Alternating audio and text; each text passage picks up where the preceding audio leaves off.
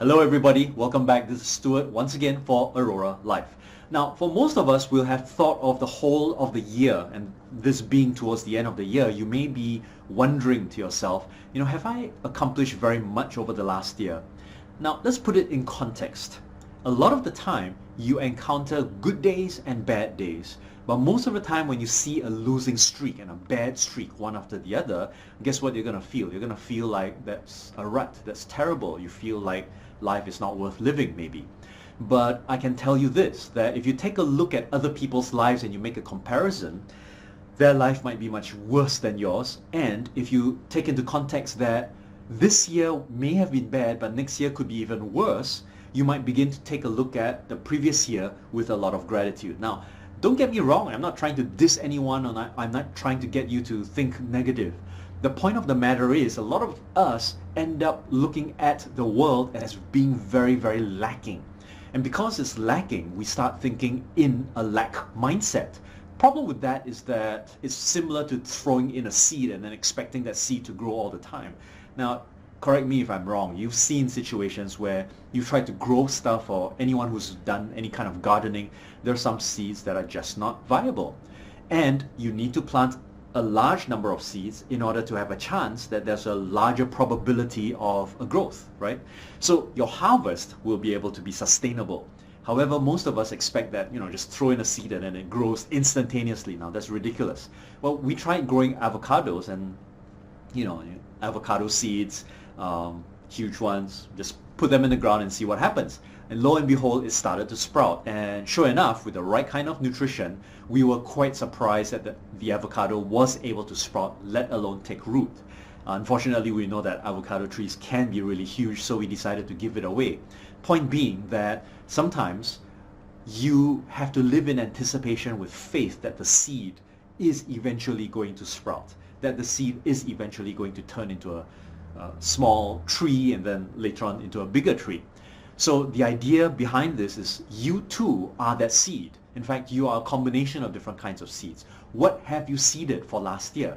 Is it a lot of suffering? Well, congratulations, because that is the fertilizer you need in order for your growth to take place.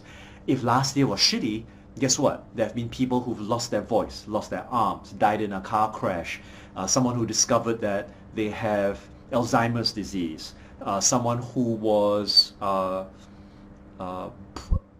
incarcerated for the wrong reasons, whatever it might be. What you need to do is to take a look at your history and to begin to ask yourself, have I taken a lot of things for granted? And I can assure you that 90% of the time, most of the things that are good for you and good to you have been missed out. And this is one of the most important reasons why moving ahead, forging ahead into the future, you need to begin to grow that self-love and that inner sense of gratitude so that the future can be great. So sure, last year, maybe 30% of your life was bad, but relatively speaking is pretty good, right? You got good odds. Maybe the year before, only 10% of your life was bad. But I can tell you this, taking a look at the rest of the world and taking a look at the power that you have in gratitude, it is essential for you in order to forge your path forward. So let's do an exercise, shall we? I'd like you to imagine you at this age, and now you're going to write a letter to the version of yourself that was younger, that met with a tremendous traumatic loss. The only twist is that tomorrow everything will be over. You will be dead.